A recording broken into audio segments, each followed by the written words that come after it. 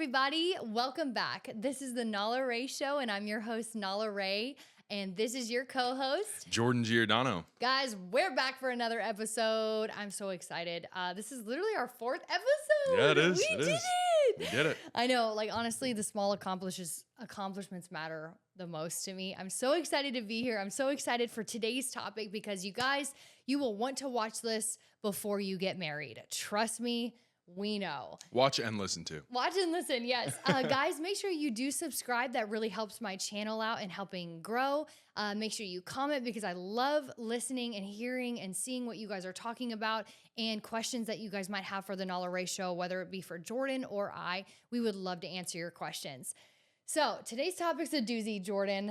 Jordan and I really talked about some really crazy stuff that happened in our marriage the last episode. So if you didn't tune in, make sure you go ahead and check that out because that was insane. Jordan and I were extremely vulnerable and honest about a lot of the things that took place in our marriage, things that we struggled with, and seeing if we were even the right partners for each other. And thankfully we are. Yep. Otherwise we would not be married, but we are. So today's topic, we really want to dive into like the red flags of relationships. And if you might be dating someone or dating culture currently is extremely corrupt. Jordan and I have seen it. We've both been in the dating scene before we got married and we saw just how corrupt it has become. And it's actually terrifying. And I honestly feel very bad for anyone out there who is dating or congratulations if you're engaged. Jordan and I had a pretty short engagement. Super, super short. Very, very short. But we'll go into that later on in the episode. But the first question that I'd like to ask Jordan is, how do you know if it's love or if it's just an attachment? I feel like that's like a really deep question because like when you think about like a relationship standpoint, you know, you just met this person and you're getting to know them, and then maybe you even start dating and whatever. But it's like, what's the middle of it? Like, what's the point? Because I feel like in this generation, like people don't date to marry anymore. It's more just so dating to have somebody, right? You know, somebody or feel seen, exactly, or be heard, or just have somebody care about you. Yeah. Like I know in the past, like that was me, so I completely understand it. But when you really think about dating somebody, like are they just someone who is an attachment, or are they somebody who necessarily is the love of your life? And that's where it's really difficult to kind of figure out who are they. Right. But if we kind of go into a biblical standpoint, God never says in the Bible, you have a soulmate. Yeah, no, He never does. It's not biblical. And you know what I think marriage is actually, and finding the one is actually based off of, is faith. We're supposed to have faith in God and choose him and pick him every single day so that we make the right decisions. And then also, like, you just got to think of it from a point of view of like, do they bring you closer to God or farther from God? Are you doing things in that relationship that are pulling you farther from God or closer to God? Right. Yeah, that's crazy. That kind of leads me into kind of our next segment of like red flags. Like you know what my favorite guy is on the internet? He does the red flag, green flag. Have you ever seen him? Where he'll ride around on a bike in a park or something and hold the big red flag, or it's so funny. But it's so true. I think that we see so many red flags in our society. And just to name a few is feminism. Feminism is such fake bullcrap and it's destroying both men and women. Like I feel like these women out here are actual like terrorists, like to our own kind. And I think it's disgraceful to think that you are above men or you could do things better when the natural order of things is not that you are below men because we are equal, but to think that you can do things better than a man. And I'm like, dude, half of the stuff in the world was created by men. By men, yeah. And also, you're right. Adam was created first. Yep. He was God's first pick. And I'm not saying that to say like, oh, women are second choice, to God. Nothing like that. But I think that it's really important to understand that God's preference was like, I need to make a man first. But he made a woman because man should not be alone. Like us as women have a purpose, but I don't see that purpose like playing out well in this generation. Nope. Like there was a study done that there would be more like single women in their 30s ever, like more than ever. That's crazy. Yeah. Yeah. Well, I believe it. I mean, look at our society now where we have half the freaking population on OnlyFans, and then the men are so chicken that they can't even step up and be a man. Yep. They can't, because we single-handedly as women, as a society, I'm not blaming everybody, but have just dictated over men, thinking that, well, I mean, look at our icons. We have Kylie Jenner, who is also referred to as King Kylie. You know what I'm saying? Oh, that's so funny. But that's been going on for a long time. I'm pretty sure her Snapchat name is even King Kylie. That's crazy. But like, we have women building empires. There is nothing wrong with a woman taking step into an official job. There's nothing wrong with that, or running something significant. But when we're constantly put in places of power, we can't physically or emotionally make the right decisions all the time. Like, I would never want to see a female as president. Yep. And that is not something that I am just like trying to pick at, but I would never want to see that. Yeah, no, it'd be a scary thing for sure. And like the reason behind it is like just females in general. I mean, they're more emotional. So if, like, God forbid, you hit the big red button because you're emotional about something, not thinking like logically, like a man does. And this is, again, isn't like a thing bashing women or anything like that. It's more just like stating the obvious facts. Like, there's a reason, you know, like in the Bible, it says the man is the head of the household, right? Not the woman. So it's like, you have to be logical, you know? That's so true. So, like, what are the red flags? Some of the red flags that you ignored in a relationship? I'd say the guy best friend. That was a huge thing. Dun, dun, dun. The guy best friend. Dude, that's so crazy. This is going to be so controversial because I feel like so many people talk about this, and women don't think it's an issue to have a guy best friend, and men don't think it's an issue to have a girl best friend when you are married. Like, Jordan and I have a guy best friend that is equally our friend, but I would never just be his friend without Jordan being his friend as well, because I do think it's disrespectful. Yep. And Jordan and I actually fought about this a little bit when we first got married. Was Jordan had a bunch of girlfriends, and I was like, no, sir, you are married now. Like, this is not okay. But I want to explain like why it's not okay. So if you're thinking about getting married, or you're single and you don't understand this, or you might just be feeling crazy. Like, at some point you're just like, you know, I thought this was wrong too, and it is wrong. You know, when you come into commitment with somebody, when you come into agreement with another human being to commit your life with them, that is so serious. Like, that's the most serious decision you will actually make. It's not even about having babies or moving somewhere, or I don't know. I have no idea, but that is literally the biggest commitment of your life, other than following Jesus, is entering into a marriage with somebody. And now I don't see any purpose at all. And I'm going to say this bluntly because, and I'll name off why. I don't think that unchristian, like unbelievers, should be getting married. There's no point.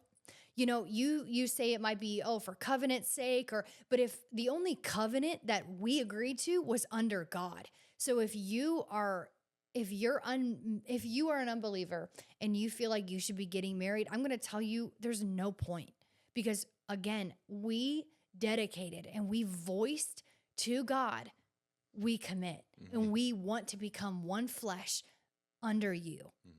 And like a big thing in that, because I know like some Christians do get divorced over, like, I mean, it could be like domestic abuse or like whatever it may be. But like for the most part, like as a Christian, like you're not supposed to divorce unless like there's like certain conditions that are met biblically. But like if you think about just like a worldly marriage, like the divorce rate is so big nowadays. High. And it's just like, because I mean, you're just getting married in a contract. You know, there's no like it's just a piece of paper. There's no real covenant there. So it's just like, I'm not like just being faithful and loyal just for you. I'm also doing it for God. Right. Because he gave me you. So it's my ability, or it's, I wouldn't even say my ability. It's my, in a way, destiny to like protect you, serve you, you know, and like be a man of God and be your husband. Yeah. Not just kind of like whimsical. Yeah. But I like that red flag that you mentioned. I'd say another red flag, if you're a Christian, we're only speaking to Christians because, again, we just stated that if we do believe that if you're an unbeliever, you should, like, there's no point in marriage for you. There's absolutely no point. Just keep dating, whatever. But if you are a Christian and you're trying to get into a Christian marriage, I'd say being unequally yoked is a major red flag. Let's say you are doing great with God, but your future to-be husband is not. Major red flag. Or vice versa. Very much so vice versa. Because, like, I mean, I've known, like, people, in my life that, like, they're super, like, on point with God, like they're diving deeper. It could be a new Christian as well. And their, like, girl or their guy is just, like, very kind of flaky on it and doesn't really care. Still, like, wants to do things of the world and just do whatever, pleases them. And it's like, in all reality, it shouldn't be like that. Like, you aren't equally yoked. And It's just like, when do you know? Is it more of a thing where it's, I like this person because I'm used to them? Or, like, do you actually love them because you actually want a future with them? Right. You see them doing better. You see them growing with you, not away from you. Because you could be in the same house or whatever it may be, but also grow away from that person that you were with. You absolutely can. And it's a very lonely feeling when that happens, when you become unequally yoked. Because you both of your hearts and minds should be set on Christ, and that's it. Like, that is the most beautiful thing about a marriage, because God is literally the one that keeps you together. Yep. That's it. And that's why the percentage of people who start going to church and become Christians, their marriages last. Yep. Because there's a purpose behind it. There's an engine running this rampant train. There's a goal. There's a beautiful and it's a bigger goal than just have kids. Right. Yes. Have a house. Yes. It's much bigger than that. So much bigger. You both have ministries at that point. Like, you both have an individual walk with God that collides together. And then God has a plan and a purpose for both of your lives, but it gets increased when you're married. And when things are running the right way, like, both of you can come together to help each other with those ministries. And God, I think God loves that. Yep. God's like, yes, look at my sons and daughters freaking doing it. They're finally getting it.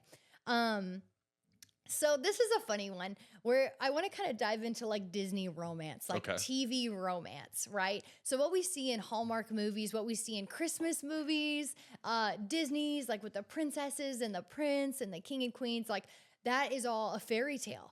And I think that we love to think of life that way, but then get so discounted when it never happens. Or when we walk into marriage with such high expectations. I'd say my biggest piece of advice is do not go into marriage with major expectations. Do not do it. Like, it is the worst thing you could actually do entering a marriage. I'm sitting here expecting, like, a few of my expectations when I got married was, oh, Jordan's going to buy me flowers all the time. Or Jordan's going to cook for me. Or Jordan is going to blank, blank, blank. And, like, the first or second or third time that never happened, guess what? I am now feeling inside that he let me down. When originally I never told Jordan, hey, I kind of, like, I have the expectation of you buying me flowers. Like, because part of it was, like, we got married so fast. And we never did, like, the whole premarital counseling, which I do recommend. Like, we should have done that. We should have done that. And you should too if you are engaged.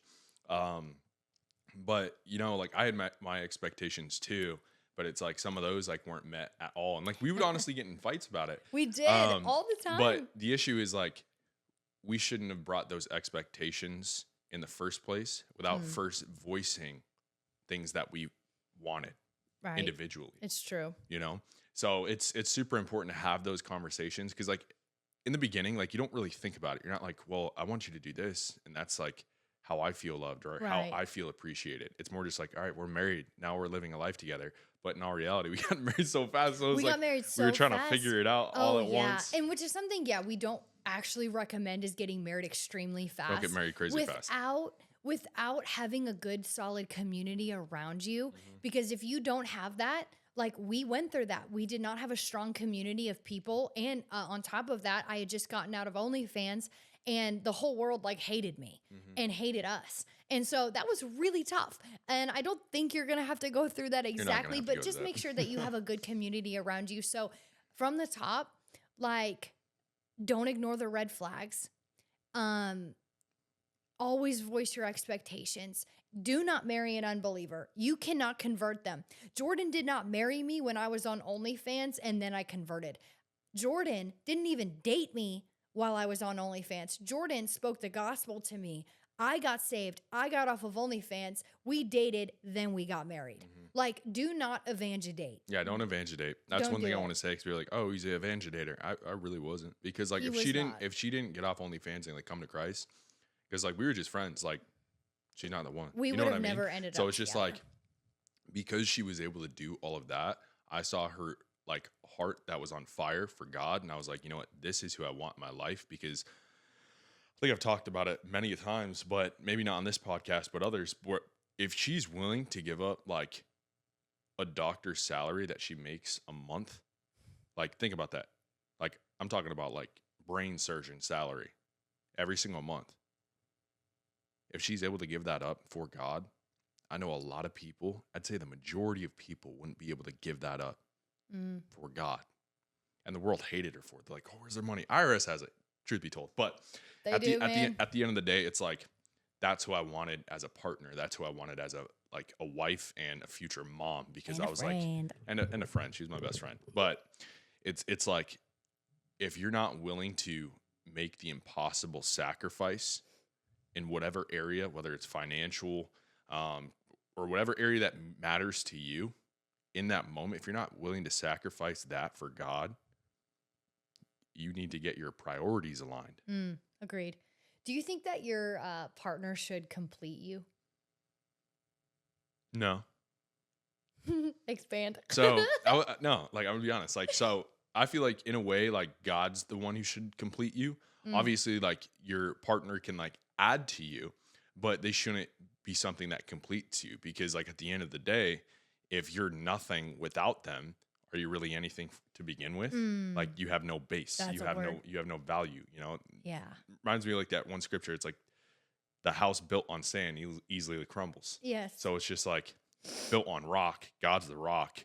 You know, obviously in life, you're going to have like questions like, who am I? Like, what do I do with my life? All Right. these different things. But that doesn't mean that you need someone to tell you like who you are. God Right. already says who you are. Right. You know, but it's up to you to step into the calling that he has for you. Right. And that all starts with like truly building a relationship with him. That's so good. Yeah, I mean, because it's like, if you're trying to build your house on the rock, but you keep doing it with people, that people are the sand pretty much, or like materialistic items end up becoming sand because things change. Nothing ever stays the same except for God. And We that's need why something everlasting. And that's why you go from relationship to relationship to relationship to relationship, because change. you're trying to find someone to tell you who you are. Oh, And it's like at the end of the day, God is already telling you that, but you can't hear him because you're more focused on what the people around you think about you than what God thinks about you. that's a word. So, That's so true. all right, so I got a question. So, if you, sorry You're a guys, little I'm reading the iPad. Your boy's a little blind, but if you have to keep asking if they're the one, is that your answer? That's an interesting question because I think that we can have doubts. We are fallible human beings and that we can have doubts about things. And also the enemy comes in a lot to play when there are doubts. Like he loves to make you fear, bro. Anything and everything, he loves to make you have anxiety, doubts, and fear about things. So just because you're asking the what if question doesn't necessarily mean that they're wrong for you. I don't believe that. I had questions about that for Jordan. I did. I was actually terrified because all of a sudden in my life, I didn't want to get married. And then now I wanted to be married. And I was like, oh my gosh, things change. And so it's really okay to have like a second thought or think over things a million times. But at the end of the day, you have to let it rest in God's hands. You have to sacrifice what you've been holding on to give it to the Lord.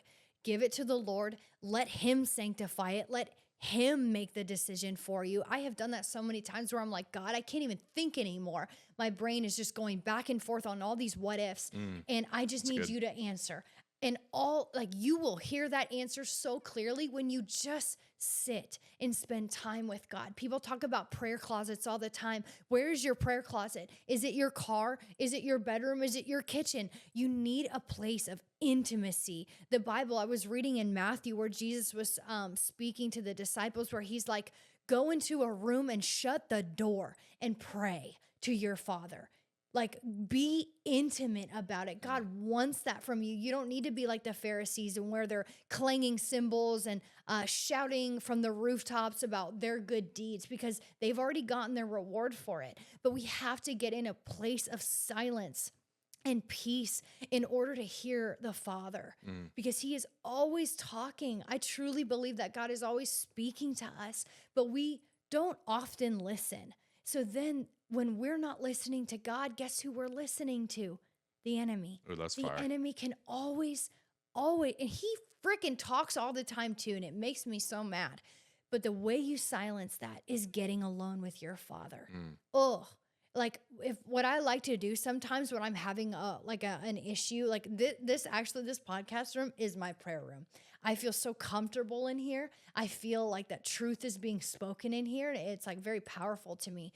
So what I do is I literally imagine, like when I'm standing up praying, Jesus sitting in one of these chairs and just listening to me. And then guess what? I shut up. At some point, I have to shut up because I know he has something so important to tell me, and I have just not been listening.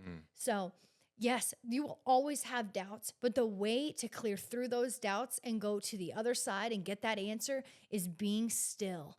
Be still and know that I am God. Oof. And God always promises that he will never leave us or forsake us. So if we believe the scriptures and says, be still. So that means sit still, stand still, stop talking, and know that God has your best interest.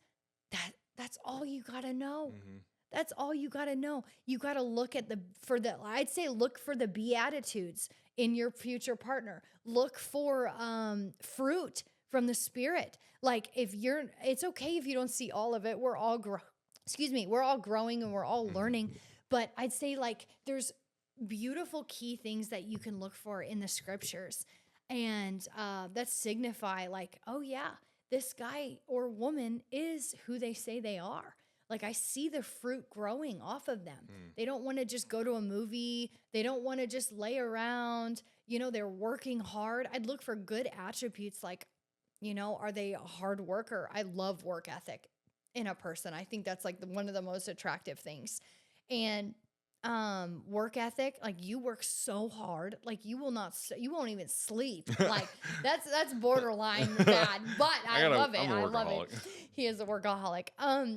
But I'd say like working really diligently, not gaslighting, not trying to manipulate you into thinking or believing a certain way when you know the truth. If you are in your word, you know the truth. And it's set you free from all of that. Truth to set you free. That's good. That's really good.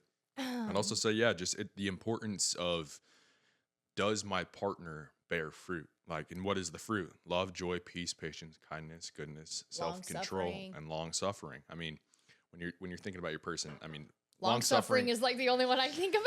Yeah, we know about long-suffering, man. We know, man. But it's super important because, if they don't have like any of those attributes, like the Bible said, you will know them by their fruit. Yep. Is the tree just going to wither and die, or is the tree full of life? And that's how you can kind of see the difference, whether you're talking to someone, you meet somebody, or whoever. You will know a Christian if they are a Christian or not, if they bear fruit. Amen. And like we've been on podcasts and all these different things, and you can easily tell on how somebody speaks to the other person, whether they're heated or not. Do they bear fruit? I'm not saying perfection, but if like someone's calling you names and saying crazy stuff and they call themselves a Christian, you will know them by their fruit. Yeah, your fruit just spilled out all over the ground. Your fruit is rotten. Your fruit is very rotten. So is peace more important than like chemistry, do you think? Like when you think about chemistry, when you have like a vibe going, like when we first met, we had a chemistry. We had a really good chemistry. We had a great chemistry. Actually, Jordan and I, our favorite thing to do was go sit on a roof or a beach and just talk, like, and listen to music. Yep. That was our favorite thing to do, and drive fast cars. We love fast cars. We love fast cars. But yeah, so let's say you had that chemistry with me, but there was no peace in it. Oof, that's a really tough question. So is chemistry more important than peace, or vice versa? I'd say peace is the thing that matters most, because it reminds me of this one verse in the Bible. I forget the exact verse, but it talks about like a nagging wife. Oh yeah. And it's like it's better to leave, basically. Yes. Because it's like at the end of the day, we all want some type of peace in our life. Yeah. I mean, think about it. And happiness. And happiness. But like I feel like they almost conjoin sometimes, like peace and happiness. It's almost like, well, how can you be one without the other? Exactly. If you're happy, you're probably at peace. Exactly. You're probably not like anxious Exactly. if you're happy. Yep. And then vice versa. If you're peaceful, you're not going to be angry. Like, so yes, chemistry does matter, but if the chemistry is also, on the same, like let's say we have the chemistry and it's just absolute chaos. We're fighting all the time. We might have chemistry, but we're fighting all the time. We're just not agreeing on certain things. Cool. We have good times together, but if there's no peace in it, why pursue it? right. Where is God in it? Exactly. Yeah. Like God should be the center. He's the peace. And that's not to say that, like, trust me, and I'm not speaking this over any newly marrieds or soon to be married, but you will fight. You're going to fight. Absolutely will. And I don't want you to take us saying, like, if you don't have peace, it's a bad thing, because you won't there's no chance that you would ever live a life 100% in peace all the time. Because you got to think about it. You're totally different. I mean, you guys could have similarities and stuff, but you are totally different than that person you're with.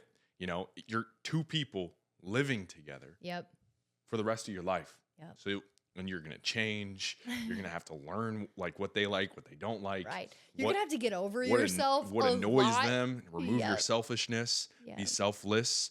And it's like, it takes a while, but then you start getting in this rhythm. And then, I mean, again, you're going to have arguments, but the gravity of each argument isn't going to be like as insane as like when you first get married. Because when you first get married, you're going to have bigger issues than you will 2 years into marriage.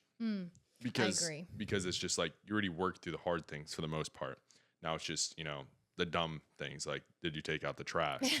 Or you'll get down to why did you leave the light on again? Yes, I told you down yesterday. to this like spot where like you move and groove in like a really great system together.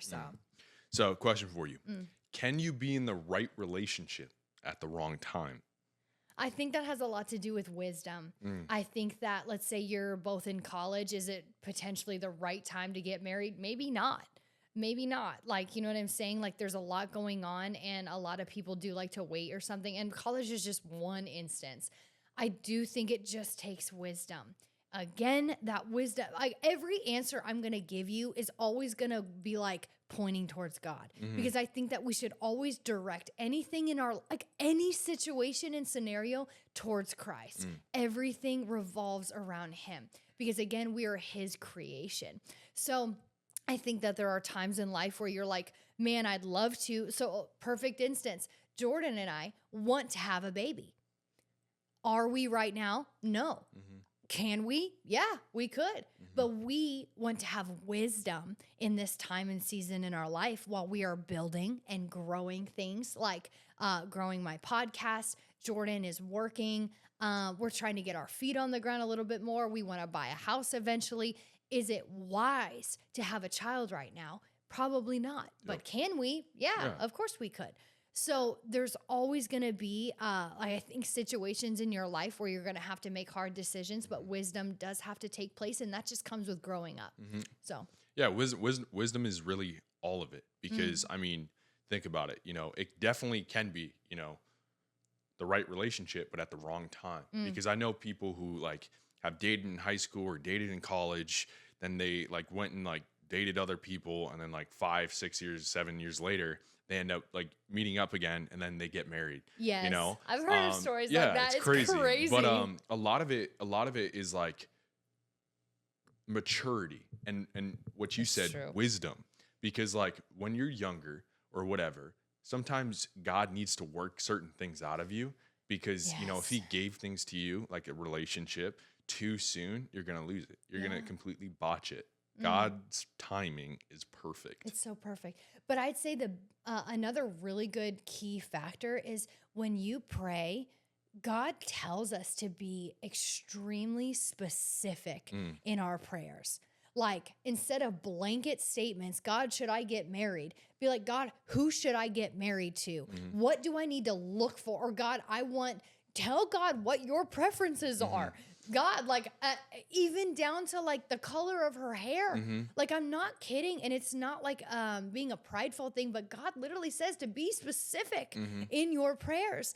Ask for what you need. Ask for what you want. You know what I'm saying? And I think that's so important. And I think a lot of us skip over that Mhm. in life, and we'll just put blanket statements, and then you wonder why God's not answering your Yep. prayers. Like a big reason why like prayers, you know, hit the ceiling, as you Mm. could say, or just go unanswered, is because you aren't specific. You're not specific about what you want. You're not specific to God on like whatever it is you need. Again, God's not a genie, but he wants to help you. But in order to ask like for help, you need to tell him what you need help with. And it's like Mm. that's where the being specific is super important. Yeah. And then another issue why sometimes, you know, prayers again hit the ceiling and maybe something doesn't go as planned is because you might not be honoring God.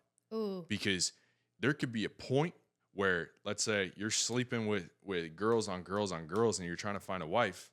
Dude, Why is God why- going to honor that? why would God honor you with what you asked for if you're living a life full of sin? Mm, So those two things are like the biggest reasons why prayers don't get answered. mm. That's so good. So like in for instance, like how much should someone tolerate before they walk away? And let's say they're not married. So there's no walking away in marriage. There was walking away before marriage. How much should someone tolerate? So I mean that's kind of a deep question, because I mean if you Well, have it's very broad. Yeah. like I mean if you're a couple and you've been together for a couple years, I mean one thing is like you shouldn't really tolerate, you know, as a woman I would say, is a man not knowing what they want. So Oh. if you're like just dating or whatever, not even engaged, and you've been dating for 4, 5, 6 years, You got to get out. you got to get out. You got to dump him. As much as you might love him, Mm.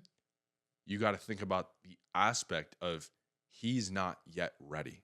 Mm. We And got why is he not ready? exactly. Why? Whether it's he's scared, he in a way, because this is how men think, he's not financially where he wants to be, Mm. but that's just an excuse. It is an Um, excuse. You know why? Because when you get married, you work on those Mhm. things. You can always make more money. Mm-hmm. Like that should never be an excuse for a guy to be like, "Oh, I'm really working on my career." Mm-hmm. You know what I'm saying? Or same with a woman. Mhm. Like, dude, this goes for both Mhm. people right here. Mhm. But yeah, And then if they're abusive, leave. absolutely leave. And that's not just physical, it's verbally, emotionally, Right. all these different types of different things. Because but if you've never heard it before, if you do marry someone who is verbally or physically abusive, that stuff just gets 10 times worse in the marriage. It does. will never go away. And no, you cannot change them. nope, You only cannot. God can. But Only God can. you don't want to marry somebody like that, because it's just No. like you're unequally yoked. Yes. But yeah, I'd say like those are like the biggest thing. So like Yeah. yes, there is moderation in what you can tolerate. Oh, Whether you and I'd haven't say another one is if the guy is watching porn or Mm. actively struggling with lust, you do not need to jump in a marriage with that man. Nope. I'm not saying they can't change. I am saying you do not need to commit to someone who is not fully committed to you. not even that, fully committed to God.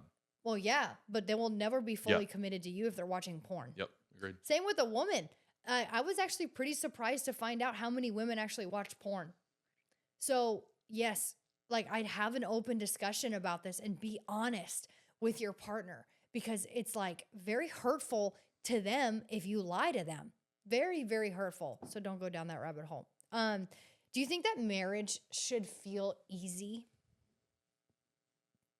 In some ways, yes. Yeah, I agree. Because like if you just think marriage is hard all the time, like you just have either you grew up in a broken home.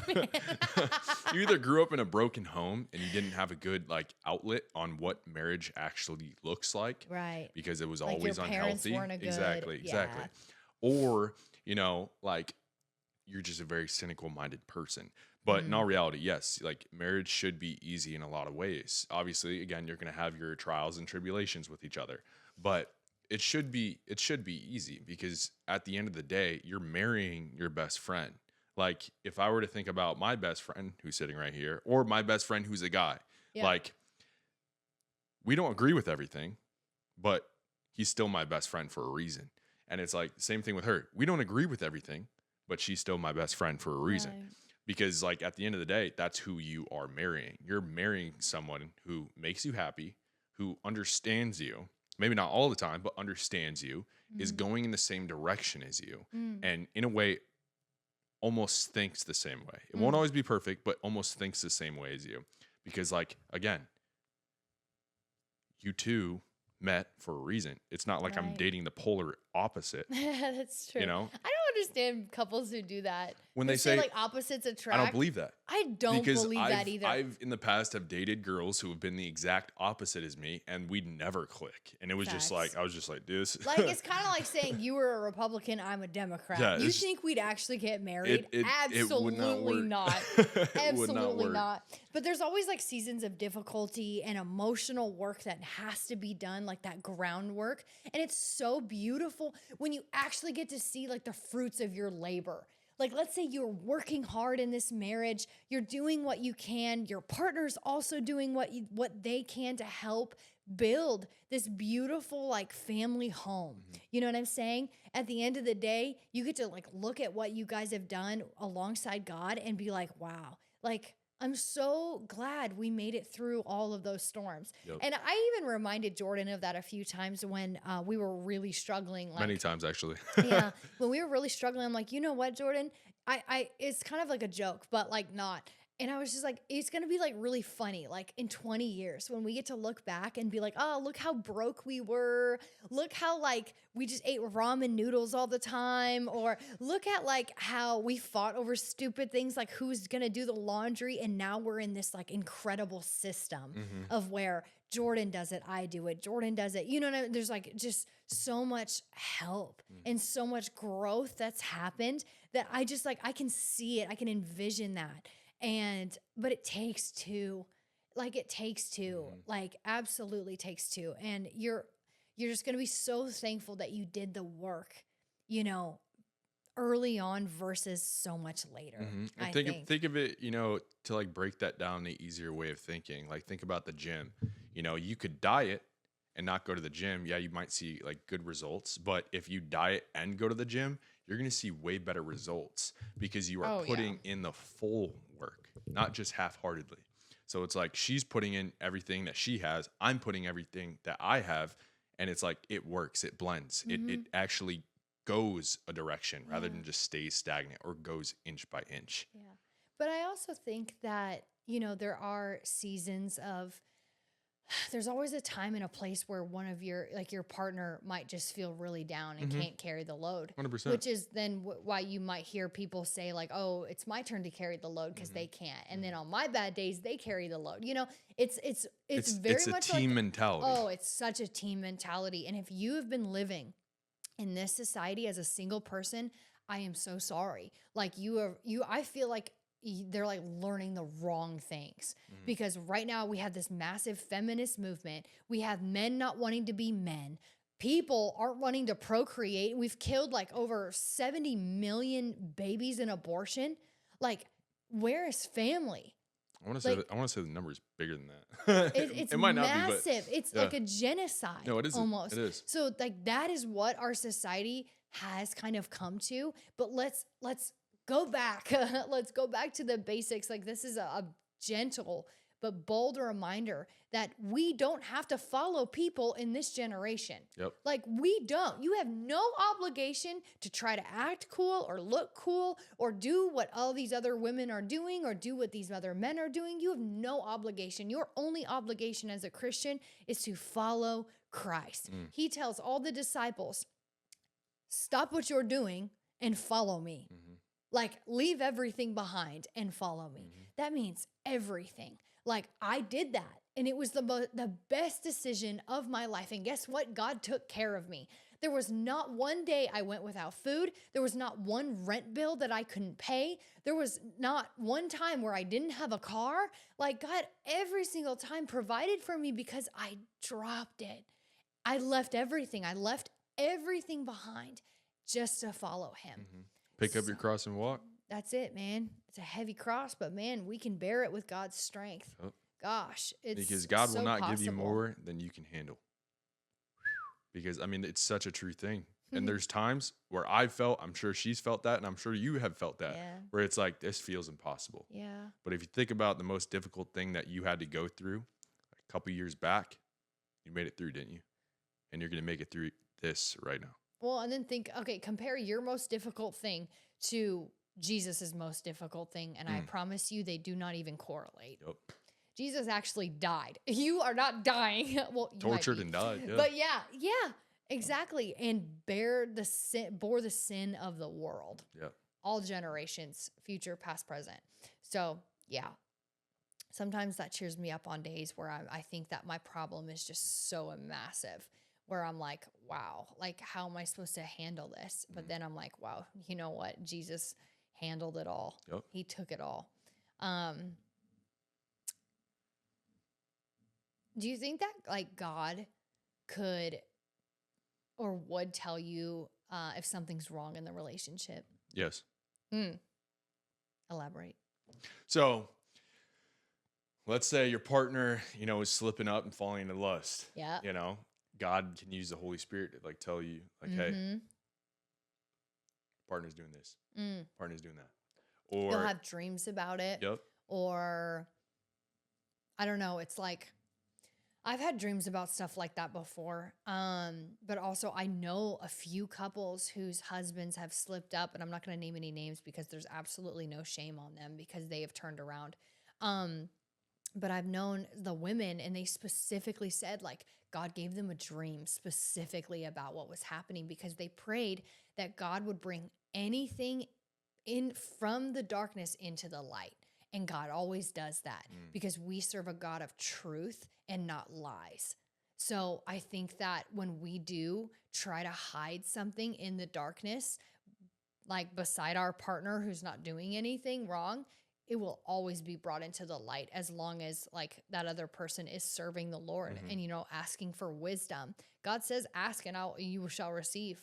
Like, that's it. I always pray that in my marriage because I also want to help Jordan stay accountable to the Lord. You know what I'm saying? And that's what a marriage is as well. Like, you guys get to help each other out in your own walks with the Lord. And it's such a beautiful concept. Like, it's so beautiful when you get to spend each day just like loving on one another, praying with one another, reading the Bible with each other. So it's beautiful. What you got? Good. So does attraction grow or should it be immediate? I think attraction grows. I think there is immediate attraction because, we see with our eyes and I can be like, wow, that's a very handsome man, but he could be the most shallow person inside. So that in that case, attraction started, but then it ended because he has no substance. But with Jordan and I, like, we both found out that we both had substance. We both fell in love with one another because there was so much more deep down. And I do think attraction grows. Absolutely. Most of the time. But if it's not growing for you, I think I'd reanalyze what's going on. But if attraction is not growing for you, you're most likely in the very beginning stages anyway. So you have a choice. Don't force it. Don't put a ring on it right away. Yeah. I agree. Because, like, even when we first met, like, I didn't want a relationship or anything like that. I was like, dude, she's one of my friends. And I'm sure you felt the same way. But then it's like, attraction grew. That's so true. Yeah. So the last question I really want to dive into, is, are you in love or are you just afraid to be alone? Oof. That's I think the world or our generation is so afraid to be alone. that used to be me. I remember that feeling. Yes. So like for me, like when me and my girlfriend when I was in the military, when she cheated on me and like all that stuff happened, this was like the first time I was actually like alone. And I ended up getting something called the Adventure Book, where like, and it was like the solo edition where I'd have to go do things rather than just stay in my apartment, play video games or watch TV, go do things, meet people, go travel like around just like in my car and put myself in a place where I had to like learn to be alone. And like for me, that helped me a lot because I was like, okay, well, I hate being alone. I mean, I still do hate being alone, but Right. I'm okay with it. It's not like I'm just going to crumble and fall apart. Yeah. Like, yes, I prefer her being and hanging out with me rather than just being alone. Jordan But and I joke about this all the time because he doesn't even like going to the gas station I know. without I'm me. like, hey, you want to come with me? Because Hey. like my love language is quality time. Yeah. So it's like she could be in the same house as me and like we not even be in the same rooms. I feel loved. Oh, it's true though. Yeah. But yeah, like one big thing is just like you have to learn how to be alone. You have to learn that you don't need someone to feel like you matter. You like that. That's called codependency. Mm-hmm.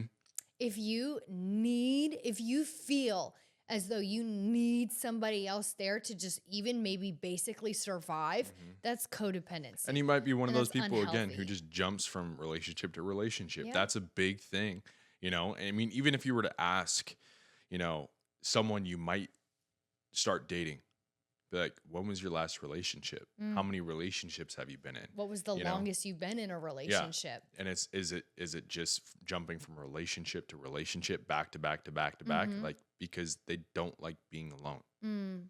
So it's just like you want to find someone who's more emotionally Right. mature. I'd say if you're on a date too, something that you could ask to really open up the floor, if you feel comfortable with it, is just maybe being like, so what would you say that you did wrong in your last relationship? Ooh, that's good. Ask, because I would love to hear honesty. You know, if I'm in that situation, I would want to know, because a lot of people, if you ask like, oh, well, how did your last relationship end? Oh, they cheated on me, or, you know, they just gave up on me, or they chose work over me. 9 times out of 10, there's always a double side of that coin. So I'd really don't be afraid to ask hard questions, because also, how are you going to make hard life decisions with someone who can't even answer hard questions? Yep. You know what I'm saying? So don't be afraid to ask hard questions and be very honest. Like if you ever get asked those kinds of questions, like, dude, when I was dating, I never got asked hard questions like that. And I would have been so intrigued if somebody asked me stuff like that, because that also tells you, it would tell you that they either are or are not self-aware. Because if they start being like, oh, well, I can't cook, or, you know, I don't know how to do this. Gents, that's fine. I'm going to pause you right there with the can't cook thing. Gentlemen.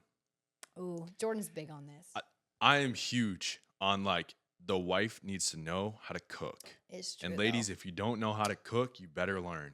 And I'm not being sexist with this, but when you think about it, when you have kids, the man's at work or whatever, wherever he may be, when he comes home, he expects a meal. And I know like my guys feel like that because it's such a true thing. And if she does not know how to cook, who do you think is going to be cooking meals for your kids one day? Like, are you just going to go out to eat every single night and break the bank? You know, like she needs to know how to make a home. I think men think that very attractive. But you know what, guys, I'm actually going to do a poll on this That's video. Good. That's good. So the poll, I will put it up in the comments for you guys, whether the woman needs to know how to cook or not. And I want all of you guys' suggestions, because Jordan and I feel very strongly about this. I know how to cook. I've known how to cook for a very, very long time. So when he even came into the marriage, I actually literally, Jordan fell in love with me because I kept making him apple pies. That was a huge thing. Ever since I was little, I was like, bro, like my wife needs to know how to cook. And it wasn't just apple pie. I mean, her apple pies are amazing, but like she knows how to cook a lot of different things. Yeah. Like she was on a cooking show. Yeah. So it's like, obviously you don't have to be on the cooking show level, but No. like ladies, if you don't know how to cook, watch a YouTube video. Yes. Learn how to make like TikTok 4 or is out 5 there, dishes. man. It's not that yeah, hard. it's not that I know how hard. to cook. Do I like to cook? Yeah, sometimes. But like, who's a better cook? She is. So that's why she cooks. That's what he says. But yeah, this is such a productive conversation. And again, the floor is always open. In the future, guys, I will be pulling on people. I want to tell you my goal for this podcast. And Jordan and I've deeply talked about this, but my heart truly goes out to girls on OnlyFans and women in this generation. And I would love to open up the floor to women in this generation who want to say something, but also potentially be open to a change of mind. Like, I feel as though I want to kind of pick up the torch from Charlie Kirk, but not go politically, but also go like really Morally into, or something, yes, yeah. morally, but also I want to talk about the hard stuff. So, if you're a woman out there and you want to have a conversation with me, I would be so honored to have it with you. Even if you have different opinions, that's okay. This is a judgment-free space, but I really wanted to carry on that torch of keep asking the hard questions. We have to keep having these difficult conversations. Otherwise, guys, we're screwed. We're actually screwed in this society because I feel like marriages are failing left and right. Pornography is at an all-time high. Babies are being murdered every single day.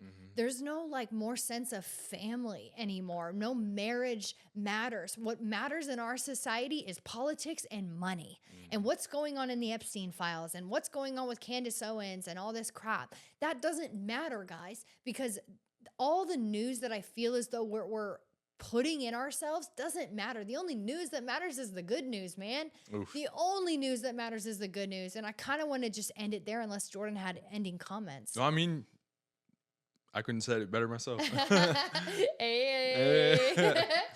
Well, guys, thank you so much. I know this was a little bit of a shorter podcast, or Jordan and I just talk very fast sometimes. We rant a lot. But yeah, guys, if you are thinking about getting married or someone who's getting married, make sure you go ahead and send them this video because I hope we can answer some of those hard questions that they might already be thinking, because Jordan and I went through a lot when we first got married. It was hard, dude. Marriage is hard. And I would love to be there in the comments for any more excessive questions that you guys might have, because we're both here for you. Yeah, Jordan don't be afraid to ask any questions. Answer you.